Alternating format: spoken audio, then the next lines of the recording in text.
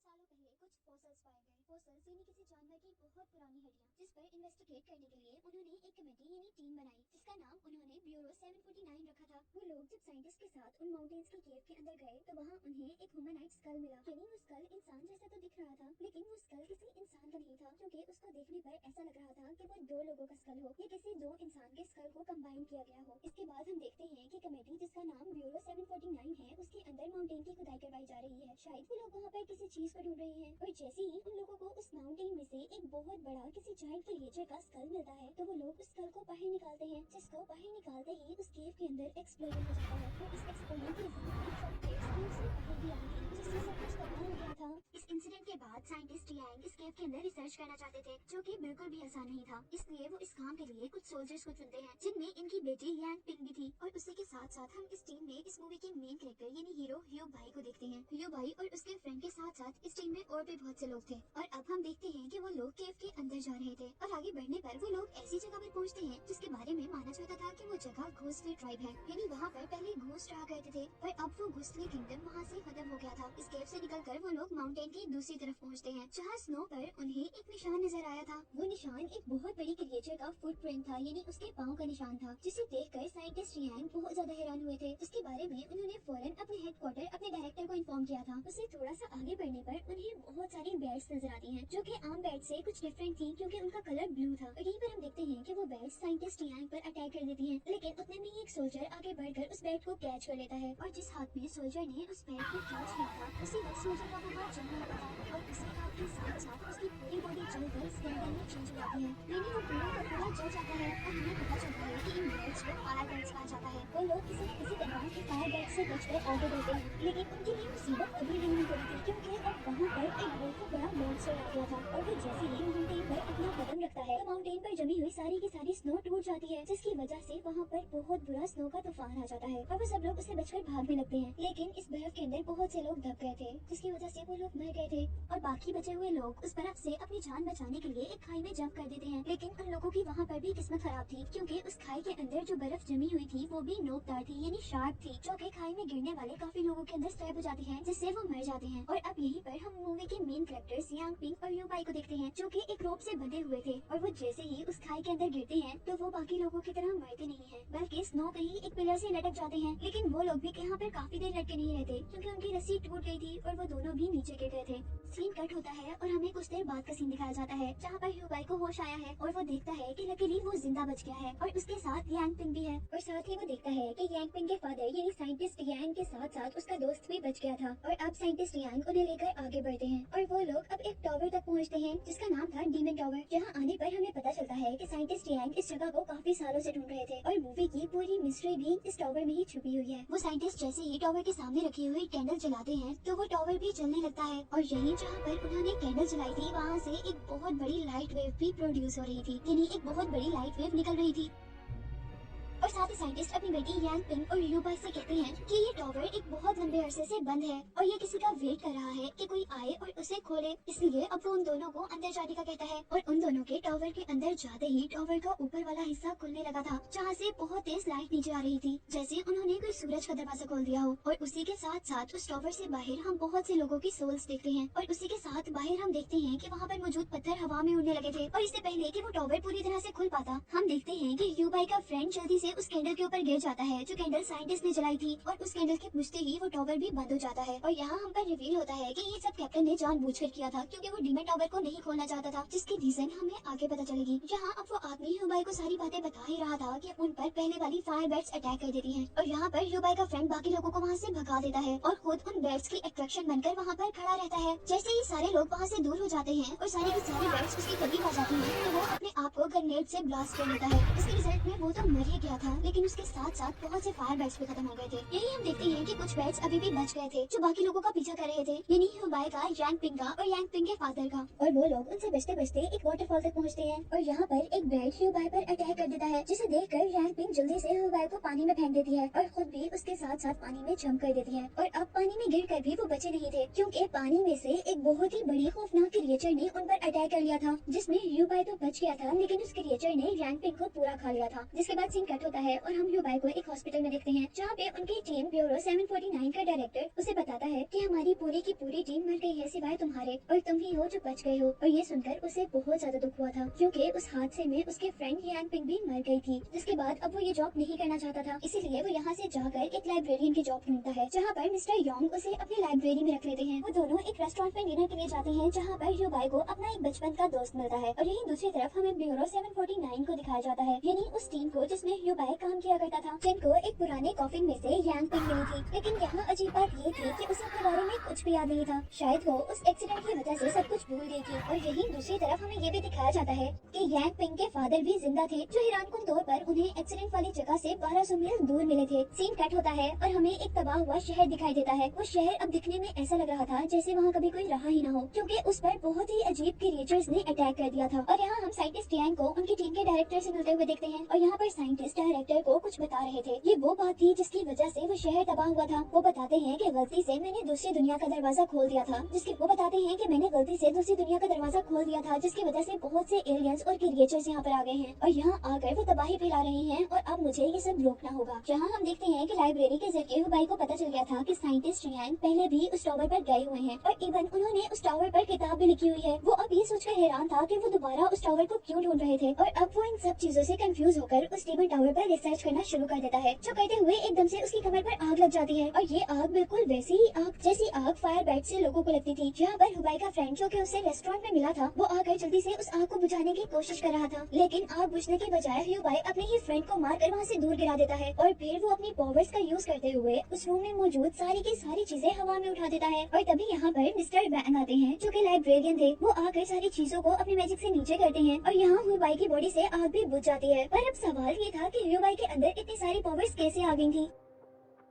पहले तो वो एक नॉर्मल इंसान था, और यहाँ हमें मिस्टर वैंग के जरिए पता चलता है कि फायर बर्ड्स के अटैक की वजह से ह्यूबाई के अंदर इतनी सारी पावर्स आ गई थी। और यहाँ इन सभी बातों के दरमियान में हमें पता चलता है कि मिस्टर वैंग कोई आम लाइब्रेरियन नहीं है, बल्कि वो एक वर्ल्ड के कीपर हैं, यानी वो एक पुराने कस्टम का ख्याल रखते हैं। और अब इन सब बातों के दौरान देखते ही देखते मिस्टर वैंग उस जगह को वर्ल्ड में चेंज कर देते हैं। और यहाँ मिस्टर वैंग उन लोगों को बताते हैं कि 10,000 साल पहले इस जगह पर एलियंस आ गए थे, और वो बताते हैं कि डेमन टावर वो जगह है जहाँ से वो लोग अर्थ पर आए थे, यानी वो टावर उनका है। लेकिन वो बताते हैं कि वो एलियंस इंसानों को नुकसान पहुंचाने लगे थे, इसीलिए ह्यूबाई के पेरेंट्स ने उन्हें मार दिया था। और वो जो डीमन टावर था, यानी जहाँ से वो एलियंस आया करते थे, उसको अपनी बॉडी के जरिए सील कर दिया था। यानी अगर हम इस मूवी में गुजरे हुए थोड़ी देर पहले के सीन को डिस्कस करें, जिसमें साइंटिस्ट यांग डायरेक्टर को बता रहे थे कि मैंने एलियंस का दरवाजा खोल दिया था, तो उन्होंने असल में वो टावर ही ओपन किया था, जिसकी वजह से कुछ एलियंस अर्थ पर आ गए थे। तो उन्होंने असल में उस टावर को ही खोला था, जिसकी वजह से कुछ एलियंस यहाँ पर आ गए थे। और यहाँ पर वैंग ह्यूबाई को बता रहे थे, क्योंकि उस टावर को ह्यूबाई के पेरेंट्स ने बंद किया था, इसीलिए अब उस टावर को खोलने के लिए ह्यूबाई के ब्लड की जरूरत होगी। और यहाँ हमें समझ आई थी कि क्यों साइंटिस्ट ह्यूबाई को वहाँ तक लेकर गए थे। यहीं पर मिस्टर वैंग उसे ये भी बताते हैं कि 10,000 पहले जब उसके पेरेंट्स ने सारे एलियंस को उनकी दुनिया में वापस भेजा था, तो कुछ एलियंस यहीं पर छुप कर रह गए थे, जिन्होंने इंसानों से शादी कर ली, और अब उनके बच्चे हाफ ब्लड हैं, यानी वो हाफ एलियन हैं और हाफ इंसान हैं। और यहीं पर अब दूसरी तरफ हम साइंटिस्ट यांग को देखते हैं, जो कि अपने ग्रुप को छोड़कर कहीं चला गया था, पर जाते हुए उन्होंने एक नोट में अपनी डायरेक्शन लिख दी थी कि वो किस तरफ जाएंगे। इसीलिए अब उनकी टीम यानी ब्यूरो 749 के डायरेक्टर ह्यूबाई के पास आते हैं, ताकि वो साइंटिस्ट को ढूंढने में उनकी हेल्प कर सके। और यहाँ पर ह्यूबाई उसे कहता है कि मैं ऐसा कैसे कर सकता हूँ, जिस बात पर डायरेक्टर उसे बताते हैं कि हमें कुछ दिन पहले यांग पिंग मिली थी, और उसके कहने के अकॉर्डिंग तुम ही हो जो साइंटिस्ट को ढूंढ सकते हो। और ये कहकर वो वहाँ से चला जाता है। ह्यूबाई यांग पिंग के जिंदा होने की खबर सुनकर बहुत ज्यादा खुश हुआ था, और वो अब ये बात जाकर मिस्टर वैंग को बताता है।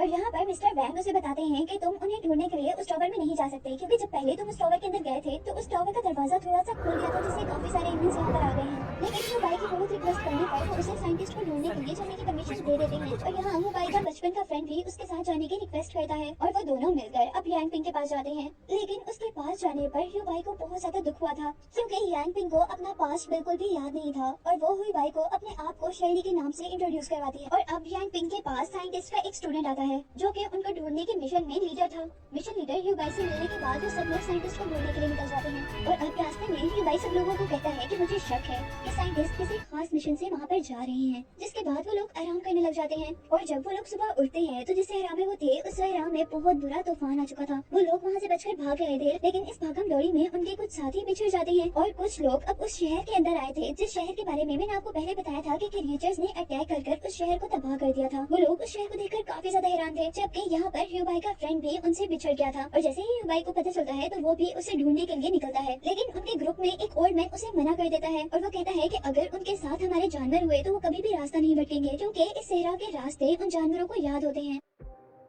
और यहीं अब हम दूसरी तरफ ह्यूबाई के फ्रेंड के साथ बाकी लोगों को भी देखते हैं जो उनसे बिछड़ गए थे, जहाँ पर एक बहुत ही बड़ा अजीब सा मॉन्स्टर उन लोगों पर अटैक कर देता है और उनमें से काफी सारे लोगों को मार देता है। जबकि ह्यूबाई के फ्रेंड को वहाँ पर एक साइकिल मिल जाती है और ह्यूबाई के फ्रेंड के साथ साथ एक और आदमी उस मॉन्स्टर के क्रिएचर से बचते हुए ह्यूबाई तक पहुँच जाते हैं। और यहाँ पर ह्यूबाई अपने फ्रेंड को देखकर बहुत ज्यादा खुश था। वो बहुत डरा हुआ यहाँ पर पहुंचा था और रोते हुए वो सबको क्रिएचर्स के बारे में बता रहा था। वो सबसे रिक्वेस्ट करता है कि हमें यहाँ से चलना चाहिए और अब ह्यूबाई अपने मिशन लीडर को वहाँ से चलने को कह रहा था, लेकिन मिशन लीडर उससे कहता है कि हम मिशन नहीं छोड़ सकते। और यहाँ वो अपने मिशन का मेन मकसद बताता है। वो कहता है कि हमारा मकसद सिर्फ साइंटिस्ट को ढूंढना नहीं है, बल्कि उन क्रिएचर्स को भी ढूंढना है जो कि लोगों को मार रही है। लेकिन ह्यूबाई यहाँ से चलने की जिद कर रहा था और वो अपने साथ साथ यांग पिंग जो कि अब शर्ली थी उसे भी जाने को कहता है, लेकिन शर्ली भी नहीं मानती। और वो मिशन लीडर उससे कहता है कि तुम डरकर यहाँ से क्यों भाग रहे हो? क्या तुम्हें वो सब लोग भूल गए हैं जो माउंटेन्स पर तुम्हारे साथ थे और वो सबके सब मर गए थे? और ये बात सुनकर ह्यूबाई भी इमोशनल होकर उनके साथ मिल जाता है। और इन्हीं बातों के दौरान अब उन्हें क्रिएचर की भी आवाज आने लगी थी। वो लोग जल्दी से अपने वेपन्स उठाकर तैयार हो जाते हैं और जैसे ही वो मॉन्स्टर अटैक होता है तो वो सब लोग अपने गन से उस पर शूट करके उसे 1 मिनट के लिए तो उड़ा देते हैं। लेकिन यहाँ मुसीबत अभी टली नहीं थी, क्योंकि उनके पीछे से एक और क्रिएचर उन पर अटैक करने के लिए आ गया था। वो लोग दूसरे मॉन्स्टर पर भी शूट कर रहे थे, लेकिन वो मॉन्स्टर बच रहा था और वो मॉन्स्टर जल्दी से आगे भाग जाता है, जिसके पीछे अब यांग पिंग यानी शर्ली भी भाग रही थी। और यांग पिंग को भागता हुआ देखकर अब ह्यूबाई भी उसके पीछे पीछे भागते हुए एक ऐसे रूम में पहुँचता है जहाँ पूरी रूफ पर इंसानों की डेड बॉडीज लटकी हुई थी और उसी रूम में जमीन पर उसे एक बहुत बड़ा सा होल दिखता है। और यही बाहर हम बाकी लोगों को देखते हैं जहाँ उनके सामने बहुत सारी क्रिएचर्स आ गई थी और वो उनसे लड़ने की तैयारी कर रहे थे। जबकि ह्यूबाई उस होल से होता हुआ एक टनल में आ गया था और वो टनल आकर एक ऐसे वर्ल्ड में खुली थी जो वर्ल्ड उसे मिस्टर वैंग यानी लाइब्रेरियन ने दिखाई थी, जिसके बारे में उन्हें बताया था कि उस वर्ल्ड का ख्याल वो खुद रखते हैं। और यहाँ इस वर्ल्ड में एक क्रिएचर उस पर अटैक कर देती है, जिस क्रिएचर के अटैक से अब ह्यूबाई वहाँ पर गिर गया था। और तभी यहाँ पर शर्ली आती है और वो उस क्रिएचर से ऐसे होती है जैसे वो उसका पेट हो और वो क्रिएचर भी उसके साथ नॉर्मल बिहेव करता है। जबकि शर्ली यानी यांग पिंग अपने मैजिक का यूज करते हुए ह्यूबाई की बॉडी को उठाकर वहाँ पड़े एक कॉफिन में डाल देती है और इस कॉफिन के अंदर सरप्राइजिंगली ह्यूबाई के सारे जख्म ठीक हो गए थे। और अब उसकी आंख खुलने पर वो डीमन टावर के अंदर था जो मूवी के स्टार्ट में हमने देखा था और उससे यहाँ पर पास के वियंस आ रहे थे। और यहाँ हम देखते हैं कि जब पानी के अंदर यांग पिंग पर किसी क्रिएचर ने अटैक कर दिया था तो वो क्रिएचर उसे उठाकर डीमन टावर तक लेकर आई थी और उसके वहाँ पहुँचते ही उस टावर के अंदर से एक लाइट प्रोड्यूस हुई थी जो कि असल में एक सोल थी और उस सोल ने यांग पिंग पर कुछ मैजिक किया था और उसके मैजिक से यांग पिंग पूरी की पूरी उसी में चेंज हो गई थी। यानी हम इस तरह कह सकते हैं कि यांग पिंग की बॉडी में किसी और की सोल थी जिसका नाम शर्ली था।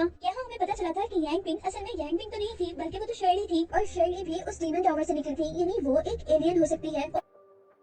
और अब हमें मूवी में दिखाया जा रहा था कि असल में शर्ली ही उन सारी क्रिएचर्स की हेल्प से वहाँ लोगों पर अटैक करवा रही थी। और यहीं पर शर्ली ह्यूबाई के फ्रेंड और उसकी एक और साथी पर अटैक करवाता है अपने क्रिएचर से। लेकिन ह्यूबाई का फ्रेंड जल्दी से अपने साथी को एक बस के अंदर बुला लेता है, लेकिन वो क्रिएचर उनका पीछा नहीं छोड़ती, यहाँ तक कि वो क्रिएचर सारी की सारी बस भी तोड़ देती है। जबकि दूसरी तरफ हमें दोबारा डीमन टावर का सीन दिखाया जाता है जहाँ पर ह्यूबाई था, जहाँ पर वो एलियन शर्ली जिसने यांग पिंग को अपने काबू में किया हुआ था वो ह्यूबाई को उस टावर को खोलने को कह रही थी। जैसा मैंने आपको पहले बताया कि ह्यूबाई ही वो इंसान है जो इस टावर को खोल सकता है। और यहाँ पर शर्ली उसे कहती है कि तुम अगर ये टावर खोल दोगे तो मैं तुम्हें यांग पिंग वापस कर दूंगी। यहाँ शर्ली जब देखती है कि वो इस बात पर तैयार नहीं हो रहा तो वो उसे कहती है कि मैं तुम्हारी टीम के हर बंदे को मार दूंगी। लेकिन ह्यूबाई अभी भी उसकी बातों में नहीं आया था और वो कहता है कि तुमने अगर ऐसा किया तो मैं तुम्हें ही मार दूंगा, लेकिन मैं इस टावर को नहीं खोलूंगा। और उसकी ये बात सुनकर अब शर्ली उसे वहाँ पर टेलीपोर्ट कर देती है जहाँ पर उसके साथी शर्ली के क्रिएचर से लड़ रहे थे, जहाँ पर ह्यूबाई भी उन क्रिएचर से लड़ने लग जाता है। लेकिन एक क्रिएचर उस पर ही अटैक कर देता है जिसकी वजह से वो मरने वाला था। और वहाँ पर अब यांग पिंग आती है जिसकी बॉडी पर शर्ली ने कब्जा किया हुआ था। वो आकर ह्यूबाई को इन मॉन्स्टर से बचाती है और उसके पास आकर उसका सर अपनी गोद में रखती है, जहाँ पर ह्यूबाई उसे कहता है कि तुम बिल्कुल मेरी फ्रेंड यांग पिंग जैसी लग रही हो। और ये कहते ही वो उसको शूट कर देता है जिसकी वजह से उसके अंदर शर्ली की सोल मर जाती है और उसके साथ साथ उसके भेजे हुए सारे मॉन्स्टर भी खत्म हो जाते हैं और उसके मरने के साथ साथ ही वो डीमन टावर भी खत्म हो जाता है। और यहाँ मरते मरते आखिरी दफा शर्ली उसे बताती है कि तुम ही वो इंसान थे जो मुझे मार सकते थे। और ये कहते साथ ही वो पूरी तरह यांग पिंग की बॉडी से निकल जाती है। लेकिन क्योंकि ह्यूबाई ने यांग पिंग की बॉडी को शूट किया था इसीलिए यांग पिंग भी मर गई थी, जिसे देखकर वो बहुत दुखी था। लेकिन वो हार नहीं मानता और यांग पिंग को उठाकर वो उस वर्ल्ड में लेकर जाता है जिसकी हिफाजत मिस्टर वैंग किया करते थे। और मिस्टर वैंग ने उसे बताया था कि इस कॉफिन की हेल्प से लोगों को जिंदा किया जाता है, इसीलिए वो यांग पिंग को ले जाकर उस कॉफिन में डाल देता है। जबकि यहाँ पर हमें यांग पिंग के पास्ट के बारे में बताया जाता है। यहाँ हमें पता चला था कि यांग पिंग के फादर जो कि एक साइंटिस्ट थे उन्होंने एक एलियन से शादी की थी और क्योंकि अब उसके अंदर थोड़ी सी एलियंस के भी कैरेक्टरिस्टिक्स थे इसीलिए वो लोगों को जिंदा कर सकती थी। और जब उसने एक चिड़िया को जिंदा किया था तो उसकी मॉम ने उसे ये करने से मना कर दिया था। और क्योंकि यांग पिंग की मॉम भी यंग एज में मर गई, इसीलिए यांग पिंग भी यंग एज में मर सकती थी। और उसको बचाने के लिए उसके फादर यानी साइंटिस्ट उस डीमन टावर को ढूंढ रहे थे ताकि वो उस डीमन टावर के अंदर जाकर उस कर्स का कोई ना कोई इलाज ढूंढ सके। जबकि यहीं पर एक मूवी के स्टार्ट में हमने देखा था कि वो सब लोग एक बर्फानी खाई में गिर गए थे, तो असल में वो सब लोग वहाँ पर मर गए थे। और यहाँ पर यांग पिंग ने अपनी पावर्स का यूज करते हुए ही वहाँ सबको बचाया था, यानी जिंदा किया था। और क्योंकि यांग पिंग के अंदर ही वो पावर्स थी जिसकी वजह से वो इंसानों को जिंदा कर सकती थी, तो ये पावर किसी और के अंदर नहीं थी। और इन्हीं पावर्स की वजह से वो कॉफिन जो कि लोगों को जिंदा किया करता था, उसने यांग पिंग को जिंदा नहीं किया था, जिसकी वजह से उसका फ्रेंड क्यू बाई बहुत ही दुख से उसे यहाँ पर छोड़कर जा रहा था। और अब मूवी के लास्ट सीन में हम देखते हैं कि उनके जाते हुए उनके पीछे वो क्रिएचर अभी भी जिंदा है, जिसको दिखाते हुए ये मूवी एंड हो जाती है।